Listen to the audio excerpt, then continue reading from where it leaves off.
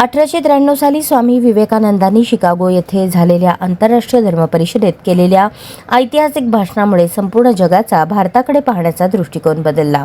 भारत हा ज्ञानाचे भंडार असलेला वैभव संपन्न देश आहे याची जाणीव जगाला झाली.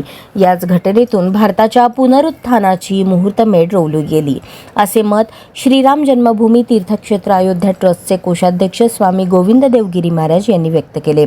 MIT विश्वप्रयाग विद्यापीठामध्ये स्वामी विवेकानंदांच्या पुतळ्याच्या अनावरणाप्रसंगी ते बोलत होते.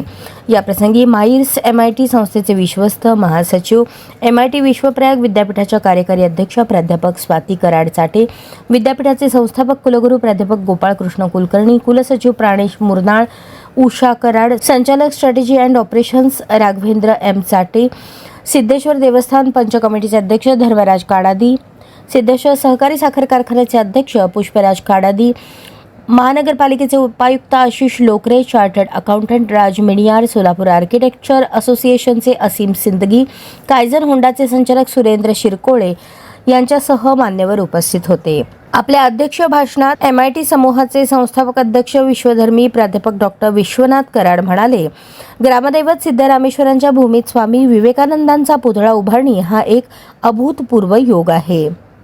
स्वामी गोविंद देवगिरी महाराज आपल्या अध्यक्षीय भाषणात बोलताना म्हणाले, देशाच्या पंतप्रधानांनी आपल्या भाषणात पुढील 10 वर्षात आपण आपल्या देशाला गुलामगिरीच्या सर्व खुणा पुसून टाकण्याचा संकल्प करण्याचे आवाहन केले.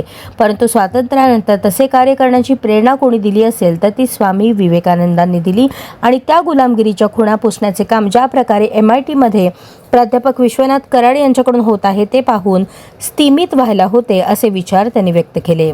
या प्रसंगी MIT विश्वप्रयाग विद्यापीठाच्या कार्यकारी अध्यक्ष प्राध्यापिका स्वाती कराड चाटे यांनी वर्गामध्ये विषयाचे ज्ञान घेणे जसे आवश्यक आहे तसे वर्गाच्या बाहेरही विद्यार्थ्यांना देशात होऊन गेलेल्या थोर महापुरुषांची महती समजावी आणि त्यातून प्रेरणा मिळावी, त्यांचे व्यक्तिमत्व घडावे हे संस्थेचे नेहमीच ध्येय राहिले आहे, असे मनोगत व्यक्त केले. कार्यक्रमाच्या सुरुवातीला पंडित भीमण्णा जाधव यांचे सुंद्री वादन झाले. MIT विश्वप्रयाग विद्यापीठाचे कुलगुरू डॉक्टर गोपाळकृष्ण जोशी यांनी प्रास्ताविक केले. कुलसचिव प्राणेश मुरनाळ यांनी आभार मानले.